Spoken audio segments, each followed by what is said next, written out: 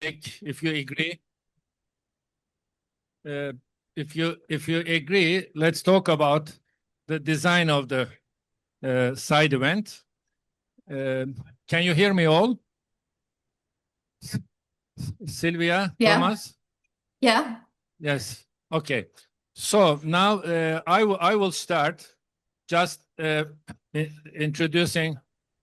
I will start with an introduction about the institutes, your institutes, and how the importance of your institute in energy transition.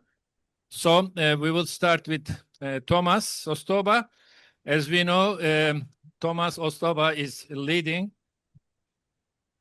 leading Net Zero Cities team. It's a quite heavy task on the soldiers of Net Zero City team, and they are trying to bring people together and all the stakeholders and convince the mayors to coordinate the thing, and also the university people, and also everybody who is involved in the cities to come together, talk together. So what is the experience so far? How we can improve this task and get some weight from the soldiers of the Net Zero Cities team to help them. This is one thing. That's why I will ask this question to Thomas. Then Irena, on the other hand, which we respect too much, is trying to bring all countries together and just accelerate the transition to 100% renewable energy, because climate change mitigation, being climate neutral, is only possible if we can faster integrate renewable energy to the systems. So this experience I will ask from our IRENA representative. Then we have İklim cooperating again with Net Zero Cities. They are kind of climate neutral municipalities, union doing good work, but how to bridge these municipalities work with the stakeholders? What are the difficulties they face from the municipalities' sides? And then we will have Dalia Hazar from Izmir, where I was also active about mission label getting of the Izmir city. So now what's happening over there and how we get involved, but really get involved, engage citizens and involve stakeholders, not taking pictures, a few pictures with NGOs in some place and saying that we are cooperating. So this is the way I design it. And the first, I want to give 5 minutes to each speaker. Then we continue. Anybody who wants to use this slide for any slide during their presentation, they can do so, but you need to share your presentations over there. So that's my introduction to the workshop.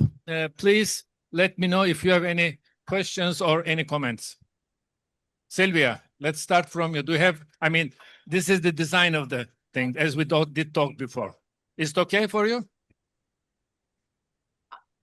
I think I received an organization that was naming Thomas first. Yes. And perhaps since we're working under a common umbrella in Net Zero Cities, that is I a agree better with start. this, but Net Zero Cities mission and your mission is different. So when you work together, there is a synergy. That's why I'm asking you and making you more responsible for the municipalities. I mean, not the Net Zero Cities. So it's your side. You need to do something about this. And if it's okay, I ask Thomas. Thomas, is it okay for you for such a thing, for such an approach? Well, I'm going to focus predominantly on, I'll just mention the mission itself in general terms and what mission cities are doing. What I'm going to present is How can we help you? the support that all cities can draw upon the work that we're doing. Yes, that's right. Okay, and Irena, how to disseminate all this from Europe to globally and bring the global experience to Europe for all of us to do good work. Is that okay? Now we will start. Is this okay? Yes? Okay. Fine. All Sure. right. Yes. Any other comment? No, sen de yok efendim. Okay. Başlayabiliriz. Şimdi başlayabiliriz.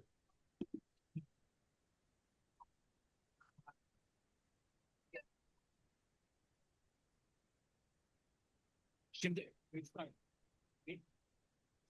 kapattım. O evdeki şey değil. Kapatabilir. Aldılar onlar da yayınlanmadı. Bilmiyorum. Çocuklar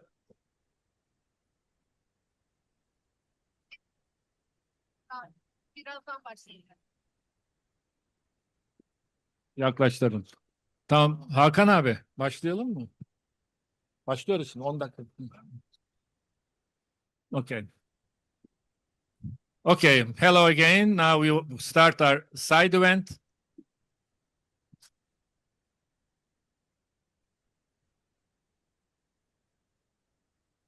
So the side event we are going to implement now over here is the title is What are the roles of universities, stakeholders, and municipalities during the preparation and implementation of climate city contracts? So climate city contracts is a part of this European Green Deal and European Union missions. And the European Union missions, one of them is for the smart cities.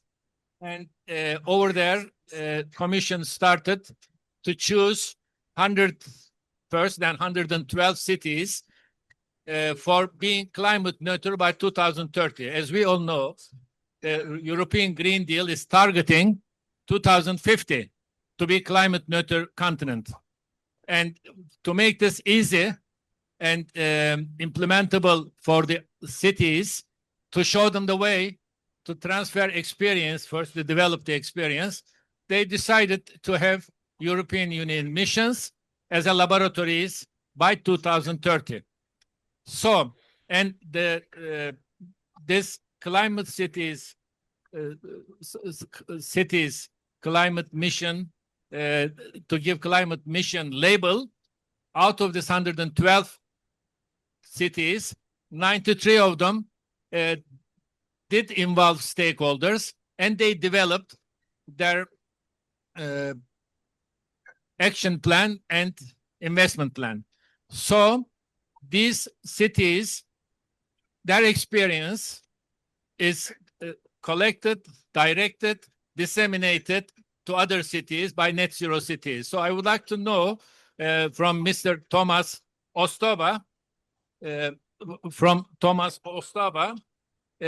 to describe us so far, because 5 years left up to the 2030, what are the results and what are the obstacles, what are the barriers, how to overcome this, and what's the expectation of net zero cities from other stakeholders involved.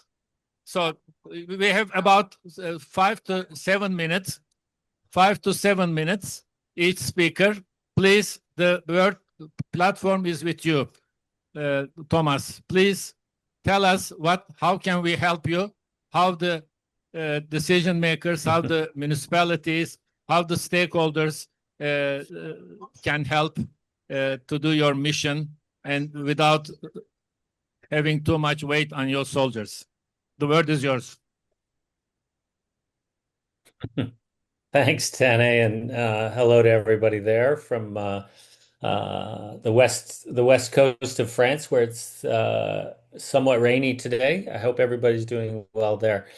I'm just going to take a few minutes to give you a brief overview of progress on the European Cities mission to date, and then I'd like to also share information that just gives people access to all cities around the world, and frankly, anyone who's interested in staying close to this work can follow along and learn more about the work that's being done. So I'll start with just a few comments and a discussion of the mission and where it's at, and then I'll share a few slides with some information for those who are there or online who want to be able to pick up that information and use it in their own work in their own city and community. So in 2021, the European Commission launched its mission for 100 climate neutral and smart cities by 2030, using the concept of mission innovation as a way to help accelerate learning and use of innovation to drive faster climate action. Consistent with, at the time, consistent with existing requirements, both from the Paris Agreement as well as the European Green Deal. What the Commission hoped to do was to find a group of cities that were prepared to work more aggressively, work faster towards a more urgent goal, to see how we could learn how to accelerate our process, knowing that not all of the things that we would need to do are things that we know yet. So we're going to have to build a learning component into this work and make that a central part of this effort. Not unlike the inspiration for it, which is the sending the a manned mission to the moon, which took a decade of learning and innovation and investment. So we've been working now for just over 4 years as Net Zero Cities, which serves as the support platform to the cities that were selected. In the end, the Commission selected 100 cities from the EU, as well as 12 cities from European associated countries. So we had 112 cities working together in this approach. Tani already mentioned the use of climate city contracts as a key innovation tool for multi-level governance to advance the engagement, policy, capital work necessary to help cities move more aggressively towards climate neutrality. It's also worth noting that climate resilience is really a driver for most cities. They look at adaptation and mitigation together and really develop strategies according to that. So we do similarly to support those cities. So for 4 years now, we've been working. Cities are now well into their work. Nearly all of them have completed their climate city contract and are working on various elements of implementation.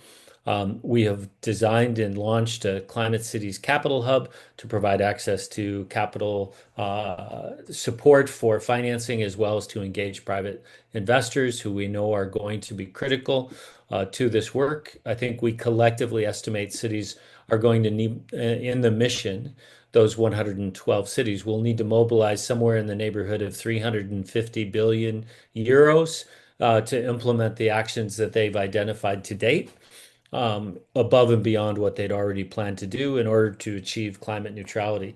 So that can only happen with significant private sector investment. And that is something we need to help cities learn. We've also launched over a dozen now policy innovation processes looking at specific policy needs, whether it's looking at decarbonization of district heat networks, building performance regulation, circular economy, policy and regulation, or other elements. There are a number of them which you'll be able to look up through the website. But we're now in the process of looking at specific policy innovation work that's necessary. We have extensive learning activities that are underway as a result of investing in literally more than 150 different pilot innovation projects with different cities to help them explore specific ways to overcome barriers and accelerate the implementation. And we'll be launching additional work to develop challenges around what else we need to learn with the cities as we go forward. So it's a very comprehensive program. There's a lot involved. There's a huge amount of information being developed, and cities are making quite substantial progress in getting past the sort of traditional climate action planning we've seen in the past. It's also true that implementing a plan of this ambition is very difficult. Projects take quite a bit of time to get to maturity, so we have to help the cities using our tools and expert support to get them over the line. So those are the things that we're in process with at the time. I'm just going to take a few minutes now. Oh, I need to turn sharing on to see if this will work. All right, here we go.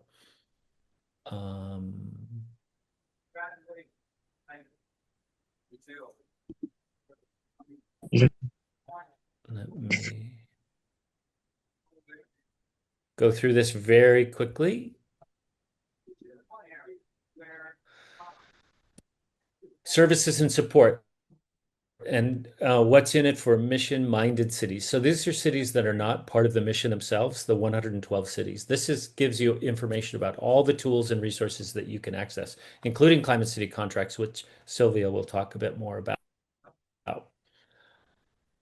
The second objective of the mission was really to ensure that the cities selected our innovation hubs to enable all cities to follow suit by 2030. And clearly, you're not going to build that kind of a program and not make it accessible to any city globally. That wouldn't make any sense. So this is part of our work here. The main elements: all cities want to learn and embark on a journey towards climate neutrality. So depending on where they are, they'll have access to the support that we have. We have a lot of tools and resources and approaches, including things that have already been developed in other initiatives that we've brought together into our platform.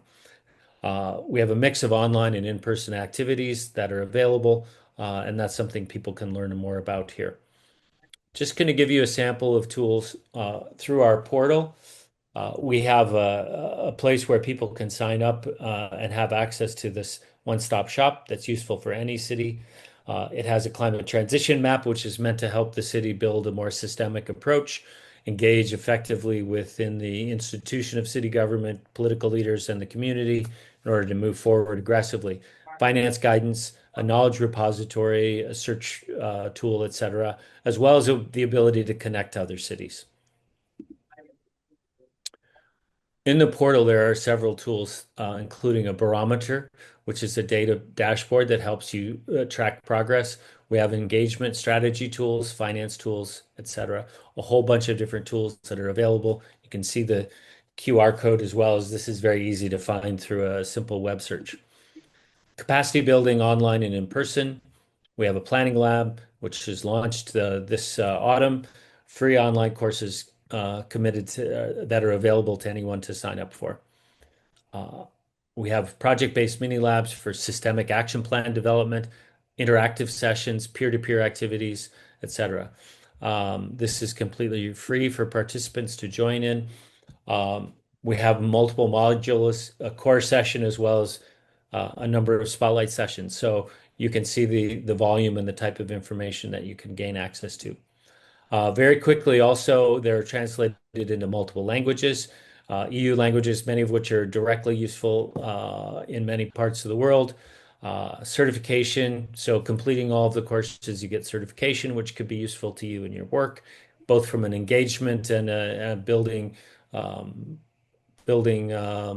momentum with inside city government, etc. So you can see there are a lot of different ways to engage, and it's very flexible based on where you're at in your work as a city supporting activities there. Here's where you can, again, find more information and get involved and sign up. We also have peer learning at a national level. We know from our work already that one of the biggest drivers of success in getting to net climate neutrality involves national governments and policy and regulatory changes, as well as financing, funding, and investment. So we have a number of activities there that seek to support national level activities, from a community of practice to multi-level governance tools captured in the Climate City contract, which we'll hear more about. A mission approach, which is focused on innovation and learning, as well as facilitation from us to help in that regard. So we can support others in learning about how to do that effectively. There are some examples that people can look at to get more information and see exactly how that's working in different parts of Europe so far, where we have pretty mature national support activities underway. 3 easy steps to get started: introduction, portal registration, and then picking your pathway. We have orientation groups and a newsletter, so there are a variety of ways to stay in touch. And here's all of our different social media, so you can reach us there as well. Happy to follow up and look forward to the rest of the panel. Okay, thank you very much. I have a small question. Now we are expecting citizens to come together and engage themselves. So this engagement process under this people using only their mobile phones in social media state, and this is increasing too much, and people are not using anymore the mobile phones just to solve a problem and find questions, find information. So how are we going to handle this situation? I mean, engagement means human qualities. They talk together and decide something together, and they say, this is our product, and let's go in that direction. So this is, I believe in my country, I'm a social person talking with everybody, but at one point, it's a big barrier. This entropy takes away all what we produce in the villages, farmers, etc. And with the stakeholders, another problem, every stakeholder, like Chamber of Commerce, Chamber of something, they just deal with what they are concerned with. In the European Green Deal, only industry people who are exporting outside was aware of this. When 3 years ago, when we started with the cities thing, European Green Deal was only in the websites of the industry. So these are the, I think, barriers. How we need to do something about this if we really want stakeholder involvement and citizen engagement. This is a question from my side. You have 3 or 4 minutes to go. Or later you can answer it as you decide. Thomas, it's up to you. You still have 5 minutes to go in this side event. No worries. I might suggest Sylvia could talk a little bit Okay. about the Climate City contract process and Okay. multi-level governance, because that includes quite significant engagement in the process as well as the commitments. And then between the two of us, we can add a little bit more if that's helpful for those who Okay. are attending and listening. Thank you. Now Thank you, we have, Thomas, and good yeah, please, Sylvia, morning, go on. Go on. everyone. Yes, continue, You please. at COP30 today. I'm Sylvia Gugu. I'm from ICLE Europe. The sound is breaking up really bad, so I'm sorry No problem. if I'm not perfectly synchronized with with your questions. The sound is really breaking up. Yes. So as I said, I work for ICLE Europe, but I also have the honor to work with the Net Zero Cities platform on the implementation of the climate neutral and smart cities mission, along with our director, Thomas Ostova. So I can speak a little bit to both, let's say, organizations and from both perspectives. I just wanted to start with a message that cities are obviously no longer just service providers, and they have turned into orchestrators of transformation nowadays. So today I want to talk about, in a second step, cities also need teams and structures to deliver this. Climate doesn't really fit neatly into one department. So many cities are creating now cross-cutting climate teams, linking energy, linking housing, mobility, and waste around one common goal. Third, we need to think differently about finance. A climate plan can serve as a bankable roadmap. It gives investors and partners the confidence that the city has a credible and transparent plan, and that builds trust, and trust unlocks funding. But no city can do this alone, as you've highlighted already. It's about vertical coordination with national plans, with the national stakeholders and regional stakeholders, and horizontal collaboration with other cities and stakeholders, as we see in many countries, because the path to climate neutrality is shared. That's why cities see the value of instruments such as climate city contracts or local green deals. But today we're talking about climate city contracts, the tool developed for cities with a climate neutrality ambition. And the climate city contract isn't just a plan, it is a social agreement. It starts with citizens. People need to feel that the transition is for them and by them. Climate assemblies, neighborhood projects, micro grants, these are not just some symbolic gestures. They build ownership and momentum for citizens. In Valencia, an individual signed the Climate City contract of the city. They felt empowered to sign this as an individual, which is, I think, amazing. They really felt that ownership. Then come businesses. Take Mannheim in Germany, for example. There, the city and local companies are working hand in hand through the local Green Deal Mannheim, which they folded into the Climate City contract, co-creating pilot projects in energy efficiency, sustainable transport, and so on. It's a real partnership because when businesses see stable and transparent plans, they are likely to support them. And finally, of course, let's not forget civil societies, the NGOs, the community groups, and the activists. They often have the trust and the networks that institutions lack sometimes, and they help make climate action real for every neighborhood and every citizen. In Turku, Finland, for example, the Climate City contract is also backed by churches and religions organizations.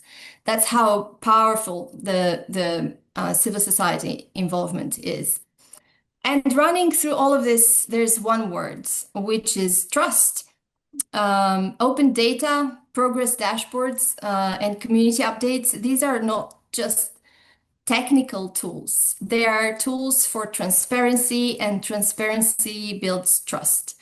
Climate City contracts are also accompanied by monitoring, reporting, and the opportunity for iteration to build more momentum and trust, which are the real currencies of transformation, of change. And I would say this is where universities fit in as well, because they're not just sources of expertise, they are co-creators and they are trusted conveners. They help cities measure emissions, they help cities test new ideas, and they train the next generation to lead this transition ultimately. And universities also build something that's often missing in city politics, which is continuity. Political leadership changes, but science and institutional memory endure. That's why city contracts is equal partners. So that would be my takeaway for today, that every city can craft its own Climate City contract as a clear and credible path to climate neutrality, but it will only work if we do it together. Mayors bring leadership and legitimacy, universities bring science and credibility, while citizens and businesses bring energy and real change ultimately. So let's look at Climate City contracts not as bureaucracy, but as social contracts for the 21st century, bridges between knowledge and action, between governance and innovation, between today's reality and the hope for a better tomorrow. Thanks. Thank you. Thank you. Can you hear me? Can you hear me? Hello. Hello. Yes, you can hear me. Thank you very much, Sylvia. But something bothers me when we are talking about climate-friendly cities. We are trying to bring them with İklim and your great work. But these mayors are elected from elections. So without making them for trust is okay, promise is okay. But if during that election, European elections I'm talking about, if we can make the issue discussed, human nature and human relations interactions, and we get the promise and trust the mayors because we are selecting them, then they can make their coordination work better. That's one thing. Why don't we do this? I mean, all mayors during their elected by the citizens, because we need to convince the citizens, stakeholders. So it should be an agenda of the local elections in all countries in Europe. That's one thing. We can start from there. If a mayor is a mayor without knowing anything from climate change, then it's so difficult for him to convince. This is one thing. The other thing, the universities. I'm teaching in universities and teaching climate change and sustainability. On the other hand, ecology. In ecology class, I tell people how animals kill each other. Okay, it's a dangerous war in nature. Forest law is very terrible. Don't tell your children, please watch nature movies. Okay, this is terrible. They learn how to kill the weak one. But with the other class, sustainability and climate change, I try to teach the problems of nature, climate change, everything, and how to handle this. So this is good for the students, as you say. They will be in 2050 about 40 years old, and they should know from today what is expecting them. And the other thing, the planning, the future. If we are telling something about the future 2050 and tell people to do something, you should show them to plan the future. Planning the future with uncertainties must be an agenda of climate city contracts also. That's my naive thinking about it. And every one of you can comment on those. That's after your presentation, I thought such things. When you have additional things, please tell, then I will ask Irena, friend, to comment after you. Please. If you have anything else to say with my questions. The second tour also, as Thomas, you can say, answer those things. I only have one thing to say, and I think that's why we're looking at universities to help us identify shared interests rather than the competition that is innate in not only in the animal nature, but in human nature as well.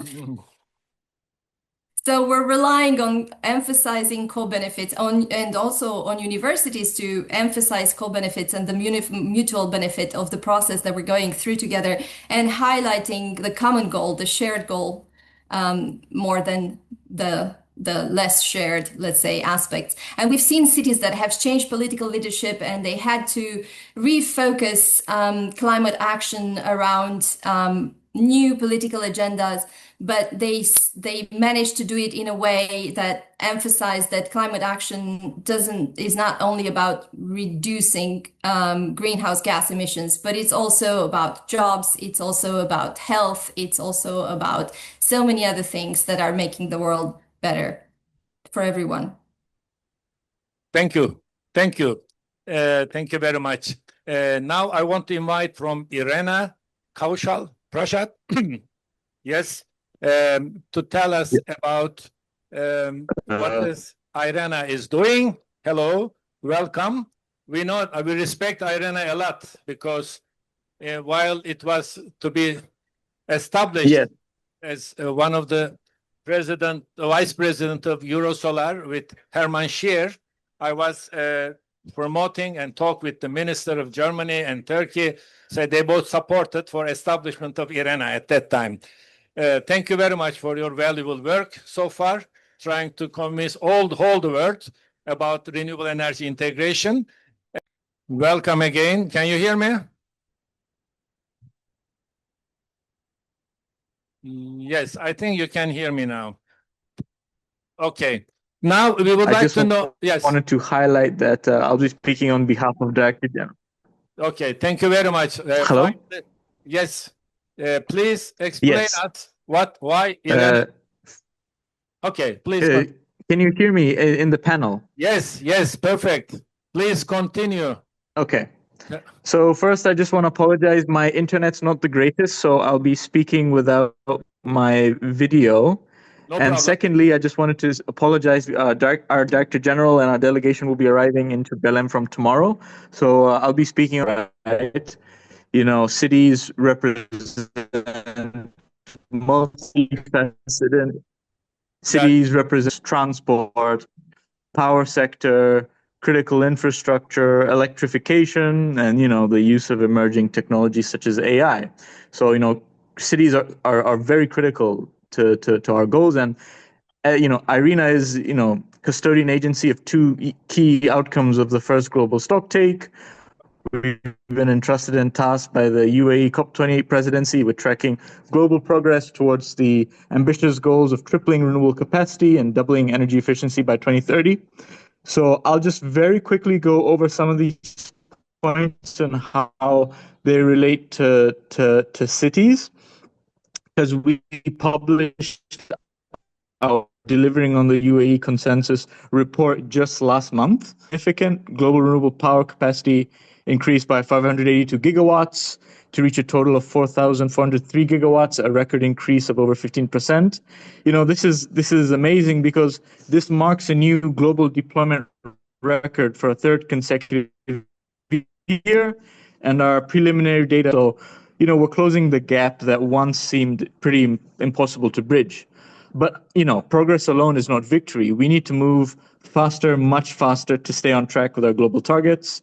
And cities have an essential role to play in our goal to triple installed renewable capacity by 2030. At our current pace, the projected shortfall is somewhere around 0.9 terawatts. Our goal is to reach 11.2 terawatts of renewable power capacity by 2030. And that requires average additions of approximately 1,122 gigawatts each year from until 2030, and cities are going to play a monumental role in achieving this. And we also have to talk about the bigger global picture, right? Which is, while we have progress, we also have to understand that the deployment of renewables remains alarmingly uneven across regions. Asia, Europe, and North America accounted for approximately 85% of installed renewable capacity. Africa, on the other hand, accounts for just 1.6, less than 2% of the global total, despite the continent's vast renewable energy potential. And delivering on the triple goal requires urgent action across all regions. And among all regions, we need to really decentralize this to have cities play their part, in our goal in tripling installed renewable capacity by 2030.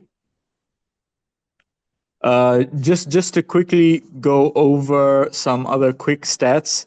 I don't know if you guys can still hear me all right, but apart from solar PV in 2024, capacity for all other renewable energy technologies are below the level required to meet the tripling. 5 times more bioenergy. Other forms of renewables need to be scaled up even more. And I think what's really, really critical for cities is the electrification of end-use sectors such as transport and buildings. And on energy efficiency, we find that improvements in energy intensity in 2024 achieved was around 1%. This is well below the 4% needed each year until 2030 to achieve the doubling global energy efficiency target. So there's quite a bit of critical work that we have to do on this front. And lastly, I'll come to the most important thing, which is financing, right? Closing the global investment gap by 2030. Meeting the UAE consensus will require a total investment of up to 30 trillion USD in renewables, grids, flexibility, energy efficiency, and conservation investments between now and 2030. And global investments in renewable power hit a record high of 624 billion USD in 2024. But we're still very much behind the 30 trillion USD that's going to be needed in cumulative renewable investments from now until 2030 in grids, flexibility, renewables, and so forth. So despite our encouraging process, our pace and scale in simple terms is still insufficient. Investments in grids are not expanding fast enough. This will be critical, especially for cities. And I think, before I close, there's one thing I really want to mention, which is we need to ensure, that balanced investments flow to least relevant marginalized groups to close energy access, global energy access gaps, because, wherever we are, there are cities, right? And these specific groups face unique hurdles and vulnerabilities, ranging financial markets. So this is why, energy transition priorities must be embedded in financial frameworks, and even at the regulatory ground city level, with strong coordination to deploy capital in these underserved markets. So before I close, I just want to say that COP30 is a pivotal moment in climate negotiations to scale up climate finance and advance the energy transition.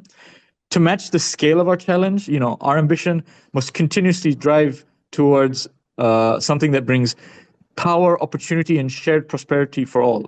As long as the energy transition powered by and equitable, we're on the right track, and cities will have a monumental role to play in this. So that's my presentation. I hope you were able to capture the majority of what I've said with my internet connection, but thanks for listening, and I'll be looking forward to any follow-up questions you have. Thank you. But I have two questions to you. The first one is, as we know, IRENA is trying to make this innovation toolbox just in 30 innovations in 4 groups to help renewable energy integration. So for the utilities are in the cities, and for business models, businessman is in the cities, and also coordination of the market, and then enabling technologies like hydrogen, heat pumps, etc. So this is important, but how municipalities can benefit from this product you have? This is one question. The second thing, the questions are for everybody, but for IRENA, because they have this task, innovation toolbox, and helping all globally cities, but helping globally to cities, global countries means we need to somehow, as Europe does it, they don't want embedded emission to transfer to Europe with carbon border control. So this is one thing. How are we going to slow down or stop dislocation of obsolete technologies globally, which is a big barrier in energy transition for countries? So that's the second question I have for you and for everybody. In the second tour, I would like to have your answers to those things. If you want to say, Kastal, more things, please tell them now. You will still have 5 minutes at the end, as everybody.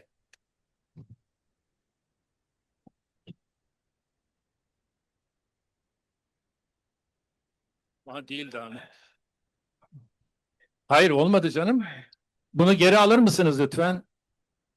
Daha arkadaşı bekliyorduk. Koymayın onu. It's not finished. Yes, please, Kastal. Now we want to hear you. Then yes, sorry. Dalia Hanım will continue.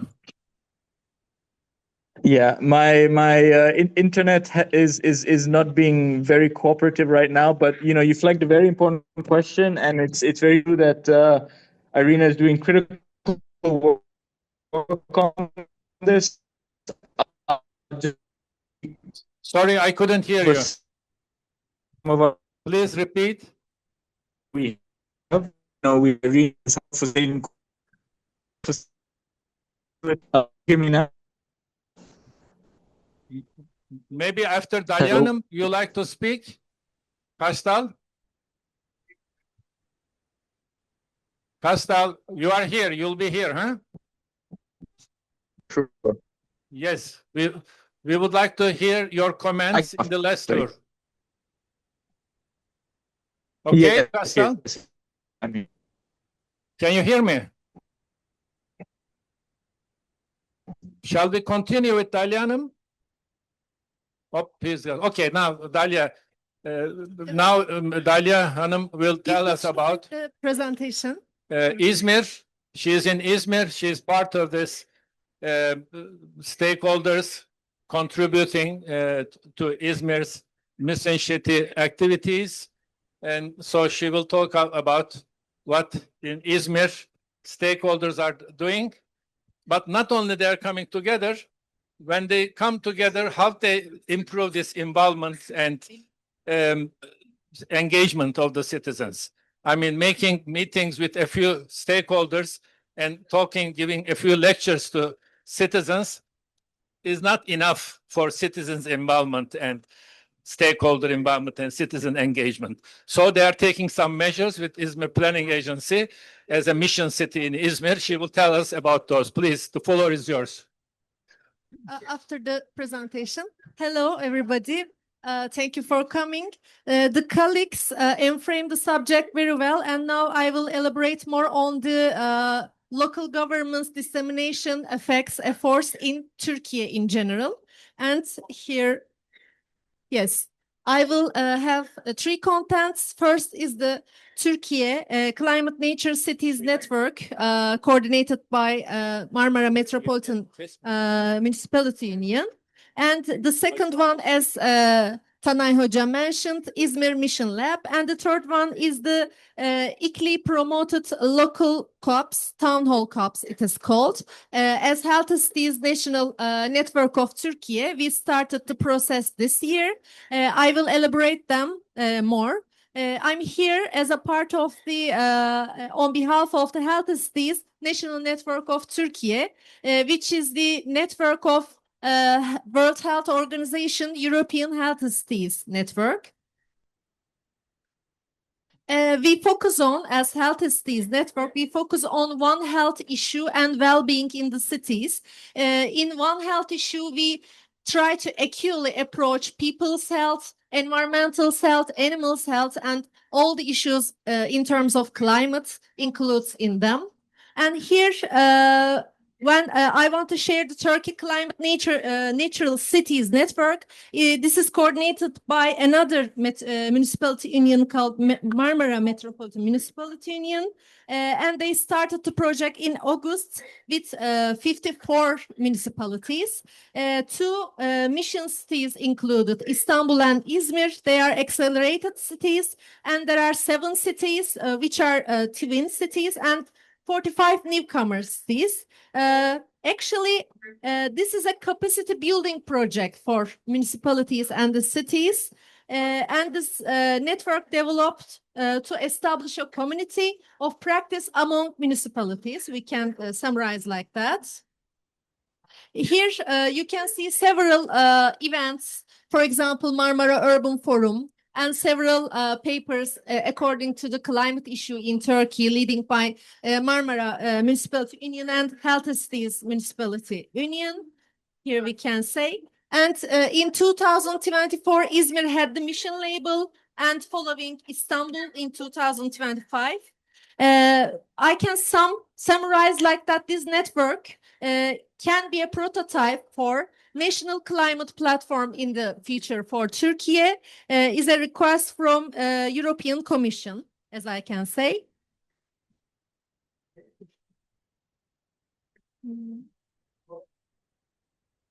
For Istanbul, the main focal points are stationary energy and building sector, transportation sector, and waste sector. They prepared a climate action plan, which you can see on the QR code and download it if you want to elaborate more on. I'm just giving you a few seconds for that. They are claiming there are some action steps they are describing, and they are working on it for Istanbul. And the other example is Izmir that I more elaborate on. Izmir is creating a mission lab, a kind of experimental pilot project. This project, here you can see Izmir Metropolitan Municipality and other Izmir Economic Development Coordination Board. As Sylvie mentioned, it's not about only the municipalities' responsibility for city contracts. It's all the city has to agree upon it. It's an agreement. That's why I'm finding this board very valuable because this board has many stakeholders in it. I will elaborate more. And Izmir has a three-phase mission. Short mission is Mission City 2030, and middle mission is the master plan development in 2054, and the 2074 Izmir vision framework document will be prepared. And during the preparation of the mission city, they described 10 city missions for the Izmir. You can see there. I can summarize them like affordable and adequate housing, disaster resilience, circular urban metabolism, decent income and work, innovation, technology production, educated generations, healthy food and agriculture, health and wellness, culture, connectivity and community, and sustainable mobility. These are the focal points for Izmir. As I mentioned, the board signed the document, which is crucial because climate city agreement is not, which should be updated within 2 years, is not only the municipality's responsibility, it's a city-specific concept. So the institutions that contribute to it should sign. And also, there is another, how can I say, establishment here in Izmir Metropolitan Municipality called Izmir Citizen Assembly for Climate. Only volunteers from the citizens, 50 volunteers are chosen by lottery in different parts of the city, and they had since September 2025, they had 3 meetings and continue about sharing opinion about the climate issue, and they aim to answer the question in a how can we survive in an increasingly warming city. So this is a participatory example of Izmir site. Also, you can see the urban policy notes, which is signed as action plans on the QR code again for Izmir. This is the Mission City Action Lab. This will lead as a connection and collaboration that will be established between policy and implementers for the city. In theoretically, it will provide a consultancy office service that will be open to all users within Izmir Planning Agency's special structure. I can give the brief summary of the policy and practice summary of the structure for Izmir case. First, they will select the urban policy about the climate issue.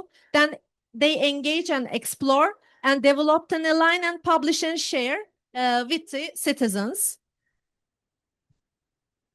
And third and last content of mine is what İklim promoted to handed local COPs. And we started it in May in Izmir, continued with Muğla, and in December we'll have a local COP, town hall COP in Burdur. I will elaborate more on it. İklim suggested this because at local level it's better understanding the climate problems and place specific needs and making decisions applicable at the local level, because in the global network, we had several declarations, but at the implementation part is very problematic at local level. So we are trying to solve the problem and trying to create a bridge about in between local and global. So we held panels and workshops in 4 teams. First team was food security and accessibility in the face of climate crisis. Second one, green energy transition. Third one, climate resilience, cities and communities within climate justice perspective. And the fourth one, the blue and green infrastructure. As you can see, the attenders, most of the attenders was from technical staff from metropolitan municipality and the district municipalities. Also, there are several attenders from universities, NGOs, cooperatives, city councils, private sector, etc. We try to reach many different stakeholders for the cities. And 320 people attended the events, and 224 people, representatives, attended the workshops. And with the help of them, we created a climate city declaration for COP Izmir and action plan. You may also reach it on the QR code if you're interested. So I will elaborate more on it. Here you can see several photos of the event. In June 2025, we attended Daring Cities conference in Bonn and shared our insights from ICLI perspective. And while we are coming here, we signed LGMA COP30 joint position paper also. And I believe tomorrow they will declare it, ICLI. And here, Muğla is another example of the town hall COP. Following İzmir at 15th June, they published their climate declaration, which also you can see in here. And also they have an action plan too. And we are planning COP Burdur in December, as I already mentioned. I want to give a brief summary of the three cases. In İzmir, we focus more on food system, green energy transition, green infrastructure, and participatory climate governance. Especially, we believe that we are strong in that perspective. At Muğla, it focused more on conservation, anti-fossil fuels, and ecosystem-based advocacy. And in Burdur, we are planning to focus on water, drought and water management, because Burdur is located in Turkey's lake region, and lakes have been experiencing severe drought in recent years. As you can see, at the local level, primary needs are changing as a site-specific and differs from each other. And whenever you're ready, I have a little questionnaire from Menti that you can attend with your mobile phones. I will. I have one question for you. What are the most critical local climate issues in your country or city? You can choose up to 3 answers. And I'm trying to, yes. Onu yansıtabilirler mi? And that's my summary. 3-4 kişi var. Okay, thank you very much, Talia. Thank you. Very good work. And as a team with Net Zero Cities, İKLE, and those are the actors. Now, it is the time for us to get the answers, your comments on the questions. You have 5 minutes each. You can extend it, no problem. 10 minutes is also okay, but 5 minutes is a must. Please, Thomas, we start with you. Sure thing, and I'll be very brief. So I think that there are probably 3 things I'd focus on for the conclusion of this session. I think one, first and foremost, we know not just in Europe but globally, cities have really been leaders in climate action. This has been true for a long time, and one of the things we've really tried to focus on is helping cities to be better supported by other governments, regional, national, and even international, or in our case, in European context, because it's necessary for the cities to receive authority to take action at the next scale, access resources that are available and necessary to build capacity and tackle the transition challenges, to engage in the sort of policy and regulatory work to help with the energy transition and to shape new markets, to build supply chains and marshal investment, et cetera. We know that multi-level governance, which is a mouthful, but an important factor, is critical to being able to deliver this work. The second is we are seeing that climate action is aligning with many different social priorities, from public health and human health and well-being in our cities through better air quality, less congestion, et cetera, to improved local business activity, particularly under key areas that are supporting climate action. And then finally to what I would call a localization of communities around core day-to-day activities. So there's a concept of a 15-minute city that's been floating around in planning circles for a long time now. And I think what we're seeing in the climate action space is we're starting to see a lot of different drivers pushing back towards that, from looking at how to ensure urban logistics and delivery of packages and goods is not simply done through very large vehicles pumping out a lot of emissions and congesting our streets. So that's another key piece. And then I think the third really gets down to a basic premise around citizen engagement and building support for action. And I think it's here that we're seeing the ability to build an engagement and a relationship with citizens and city government that recognize that building stronger communities, tending to human well-being, and having thriving economy is very consistent with not only taking action to reduce greenhouse gas emissions, but also to begin to start to adapt and build resilience within our cities. So these are all factors that are making a big difference. None of them by themselves are sufficient, and it's why a support platform like what Net Zero Cities is trying to provide is very useful. We aren't doing everything, we aren't doing everything right, but we're really trying to bring a more comprehensive approach and help cities go farther faster in their efforts. So thanks very much. Thank you. Thank you very much, Thomas. Now I would like to hear Sylvia. Now it's your turn. Anything should not be left unanswered. Okay. Thank you, Tane. From my perspective, I mean, as I said, the sound was not great, but I could catch the main ideas, and I think this left me very optimistic and with a very positive feeling. I am extremely excited, in particular, to hear about everything that Turkish cities are working on and how they make great use of the tools that we're providing, and how they mobilize them in order to amplify their climate action. I think what we've seen also in across various countries, in order to add to what Thomas already highlighted, it's also the need for collective action, for cities to work together. And this is something that ICLE has always supported, right? The force of the collective action of cities that don't work in isolation and that manage to get to that critical mass. And we see that articulated in the context of the city's mission in national platforms that are being supported also by other stakeholders, but where cities find this incredible value of working together and giving weight and having a critical mass and replicating solutions, which is going to be so important, especially as we move from the 2030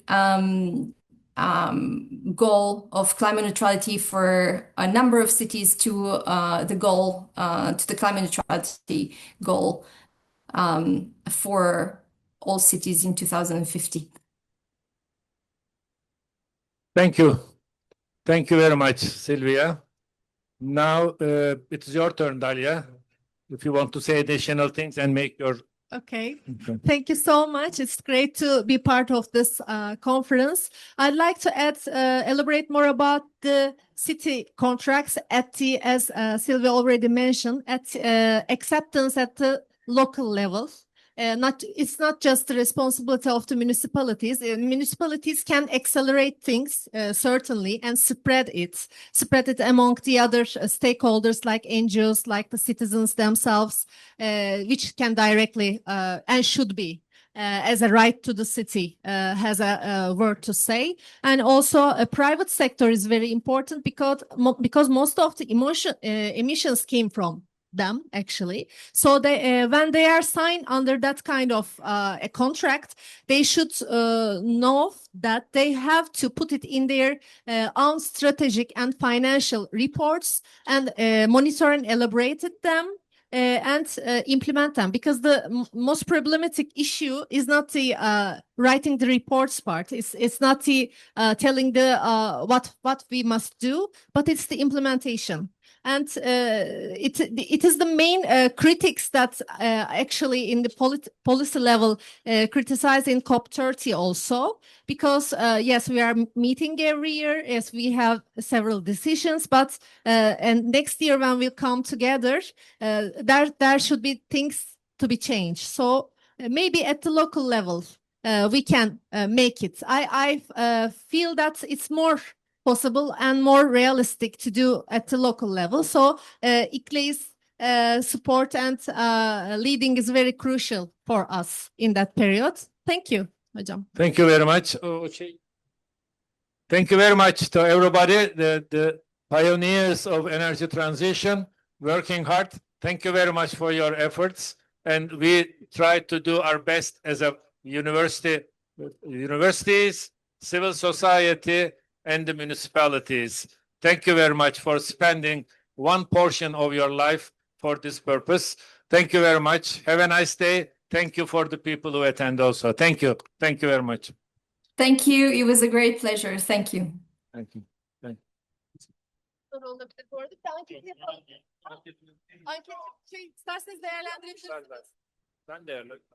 So as we see, and you already you can add your opinions too. Thank you for joining us, by the way. As we can see, climate justice is very crucial